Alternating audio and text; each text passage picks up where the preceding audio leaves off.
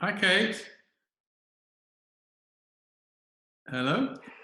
Hi, have I gone? Am I the right way around? No, you're on your side for some reason. Oh, I'm on my phone.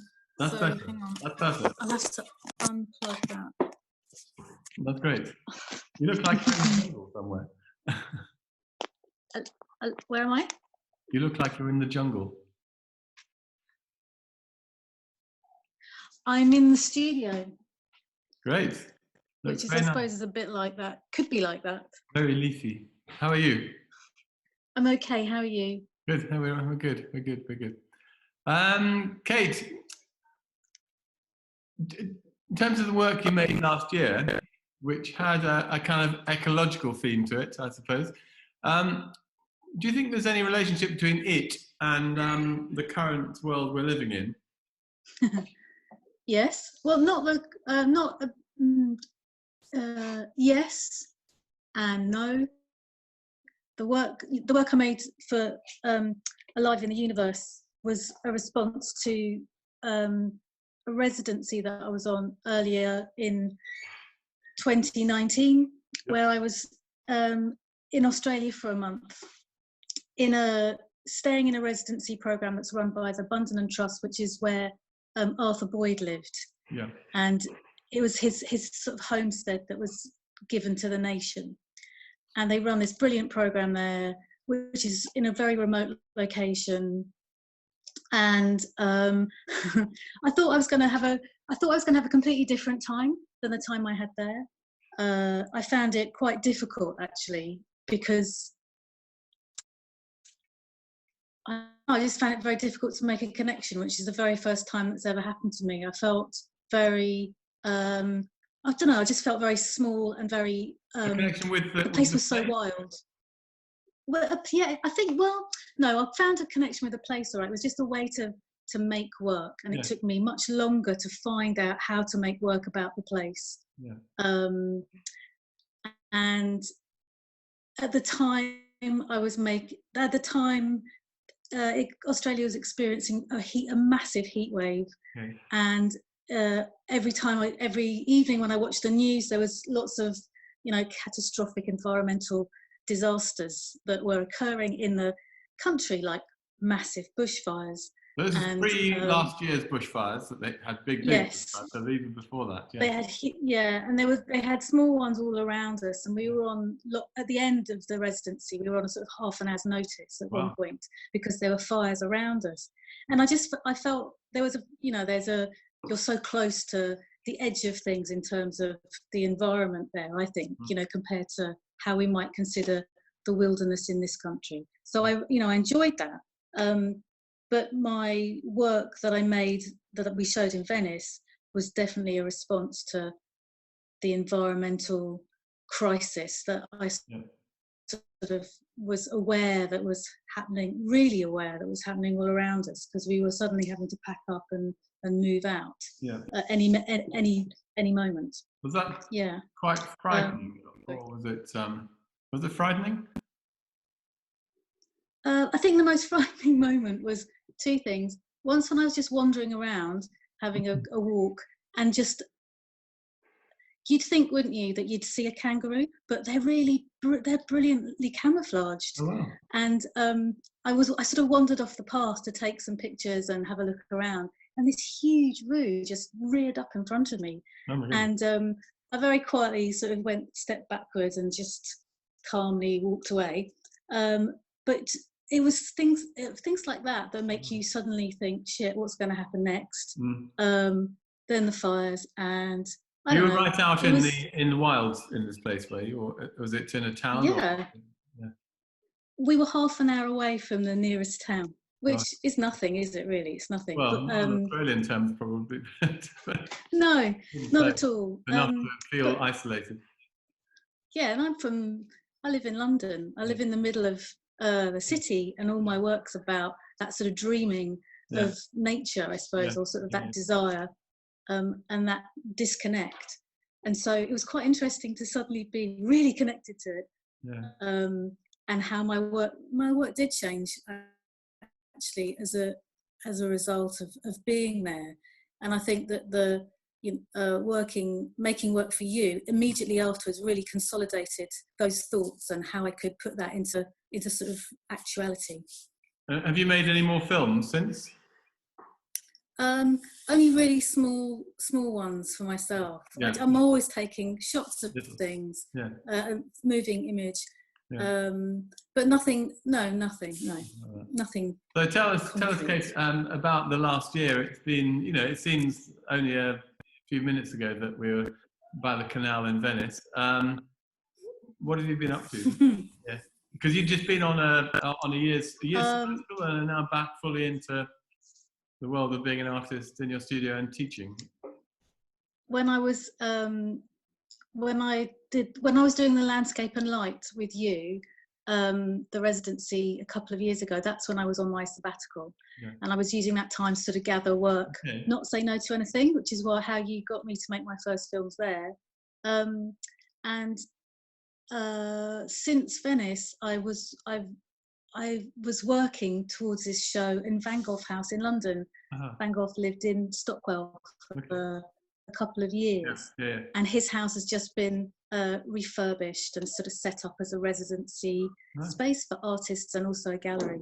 And I was really lucky to be asked to do a show there at the end of last year, which is still on, but no one can see it because it's all been locked down and locked up.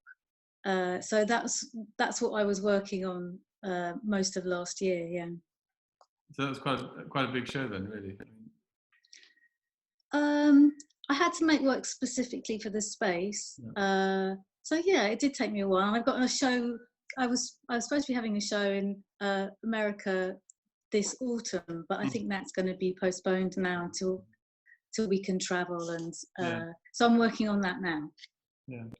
So I think in a way you touched on it a little bit, but the work you made in Venice for that particular situation, the screen projection, do you think that sort of moved your thinking forward in terms of your regular work, which is painting based, canvas based? Yeah, definitely. It was a really direct way to access a point or to access images to make the point I wanted to. Yeah. And it's fun, isn't it? Using different media, you learn so much, and you can you learn how to use it for your own benefit. Like I quickly sort of got into making ceramics because I was having such a disaster making sculptures out of wood. So I thought, I can make them out of ceramics so much easier than paint them to look like wood. So there's lots of things I'll use in my practice to kind of get the point across. And some of the ceramics and bronzes that I was working on beforehand are in that Van Gogh house show. So when was that due to finish, the Van Gogh show? When should it have come down and somebody else moved in? It should have come down in February, I think. February, and then they were going to extend it for a couple of weeks into March, and then of course that was it. But it doesn't matter. It's safe and sound. It's not a problem. Yeah, it keeps it out your way, I suppose. Yeah. So apart from that, I mean, has the COVID thing affected your plans? In the last. I mean, you're teaching. You're teaching. That must be tricky. Yeah. Interesting, difficult, complicated. It is, yeah. Yeah. It's a really complicated situation, and we'll see what happens. We were really worried about the students, and keeping in touch with them has been hard work. And I was involved in interviews for admissions this year, and that was interesting. And it's I don't know how you found this, but I think working on these Teams meetings or Zoom meetings are exhausting. And you can't really do as many tutorials a day as you normally would do. More focus. I found that really hard. And also you can have a chat with somebody, but when it comes to looking at somebody's work, it's really hard to get an accurate reflection of what it is that you're looking at and how you can respond to it via a screen as opposed to sort of face to face. That's really hard. And have students wanted to engage in that way? I mean, I'm just thinking, from my own experience of teaching, I send them an email and they just ignore it. And now the sort of tables have turned slightly. So in order to, receive something from you, they have to engage in this, in a digital platform of some sort. Yeah. Is that... you still have to email them a few times. But it's just what it's like, isn't it? Some of them might have to email me twice. You just get kind of snowed under with other things, don't you? You have to be reminded that somebody wants to talk to you. So are you working at the moment? Are you making... That's normal, isn't it? Really missing wandering around the studio and watching people work. I love that. And also my colleagues, working with my colleagues. That's fantastic. That's a highlight of my job. Standing in rooms talking about paintings. That's what I want to do. I'm really missing going to galleries. Are you? I'm desperate to go and see some art. The physicality of things has disappeared, and that is, that's very difficult. We've all got very sort of, I don't know about you, but I've been doing a lot of sort of gazing at stuff, through a screen. And it's the best we've got, but it's horribly unfulfilling, I think. Unless it's something which is designed deliberately for that platform. But actually, if you're looking at a painting, and we're physical people. We make things, don't we? Yeah. So you can't. So that's weird. So you're in your studio. Where are you? Are you in London at the moment? Yeah, I'm in South London now. Yeah. And is that's your studio you're in? Yes. And and I've been coming in. You've been coming. And I can walk here from where I live. Okay. So I felt that I could socially distance quite well, and actually I've hardly seen anybody here. Really? We all kind of got our own spaces. Yeah. But I don't know. I think other people have had this. Speaking to other people, I think this is quite common. Is you right at the beginning of all this, when there are all those things in the papers saying, now's the time to read War and Peace, or to, write your own novel or be creative. And it's actually, I found that all very difficult. I find that, I'm used to locking myself away and making work. But when there's other things going on around you, that are quite quite disruptive, I suppose, in a way, or could be alarming in some cases. It's quite difficult to shut yourself away and carry on as if nothing's happening. So I did, right at the beginning, I was coming to the studio still, but I was kind of wandering around thinking, what am I doing? What am I doing here? I should be working for the food bank, or what, I found it very difficult to sort of settle down and get into the experience. And I still am finding that very difficult, actually. Yeah.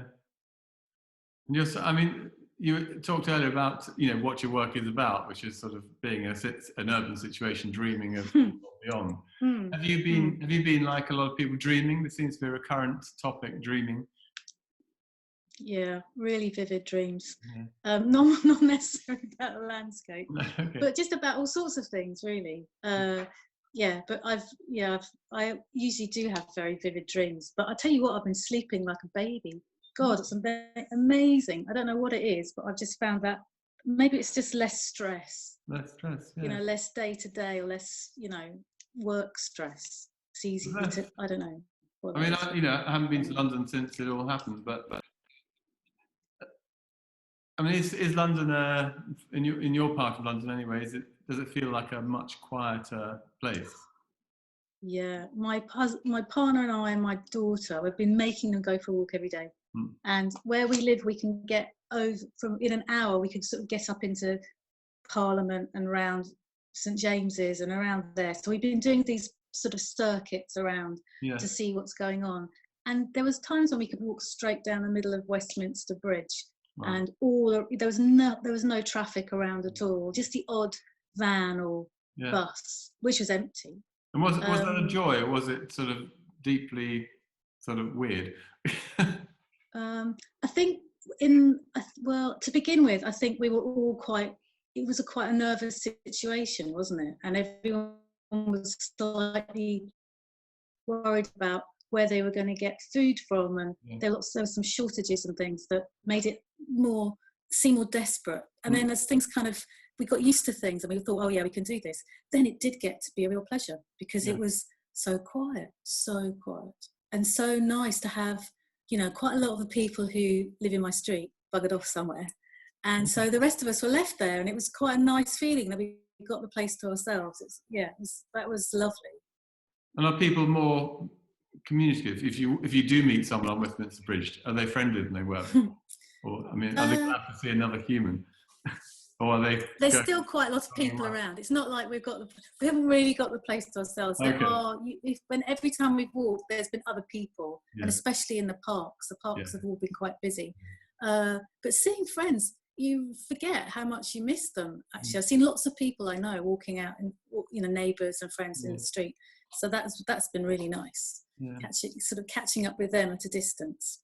And apart from the fact you're finding it kind of difficult to sort of settle down to work in the studio, do you think that what we're experiencing will sort of trickle somehow into the nature of the work or the content of the work, or do you think it is? Has it been affecting? I think it's bound to, don't you? I guess it's inevitable that these things sort of creep in, but I just wondered if you've been thinking about how the work might alter or shift slightly. Well, I've started trying to paint things from memory as a kind of experiment to see what this kind of this disconnect could, how I could work with that in the studio. But that's just sort of like a vague idea I've had. So I'm seeing whether that will turn into anything else. Sorry. So I don't know, but he was saying that it's well, we both agreed that time has sort of suddenly is frozen. It's stood still. Nothing, because that sort of linear time. Because we're all fighting time normally, so everything's just rush, and now somehow that rush isn't. What would we be rushing towards apart from the end of all this?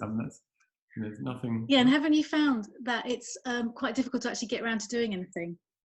There's so much time that I've got this stack of stuff I should be doing, and I just can't get around to it. Yeah, I found that's quite good. It's a way of just because you've got to do something. I've been quite good actually.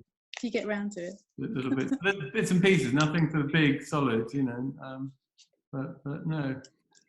So, in terms of how you feel about life at the moment, I mean, it's there are lots of rather gloomy scenarios.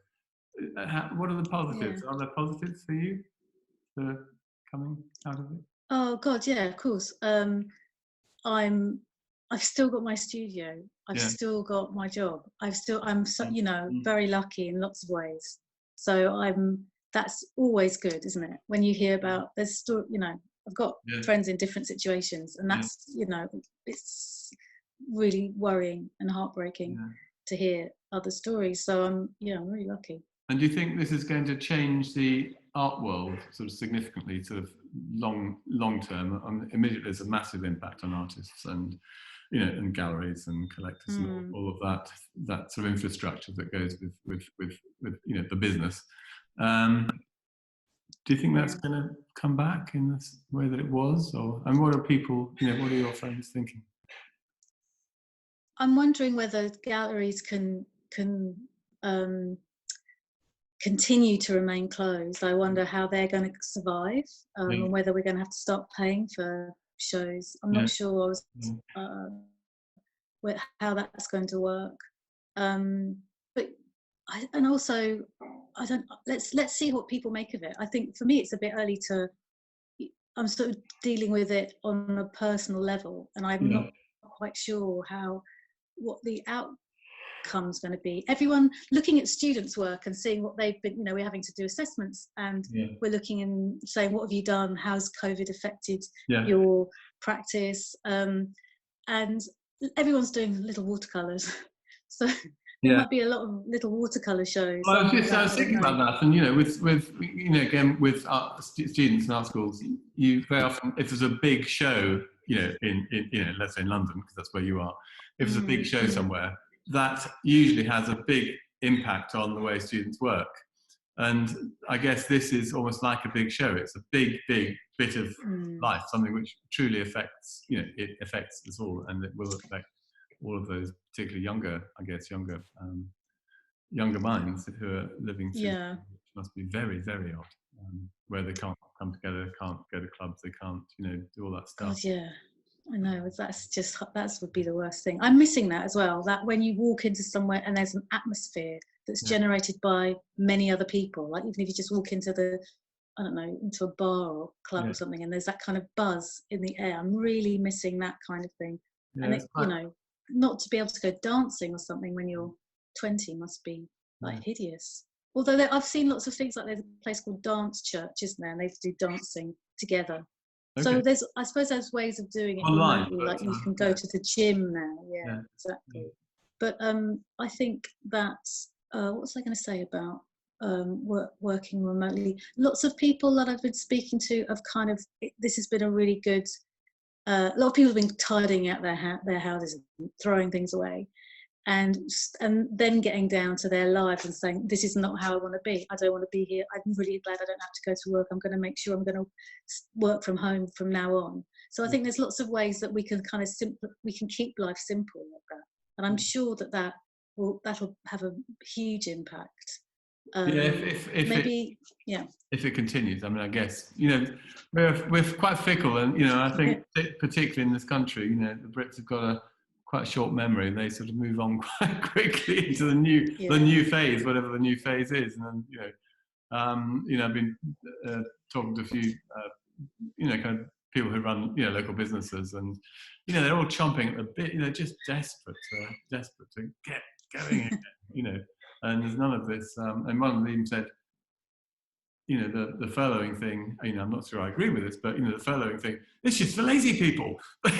And of course, it's not for lazy people at all. But his point was that, in his terms, he needs to get the thing, up and going again.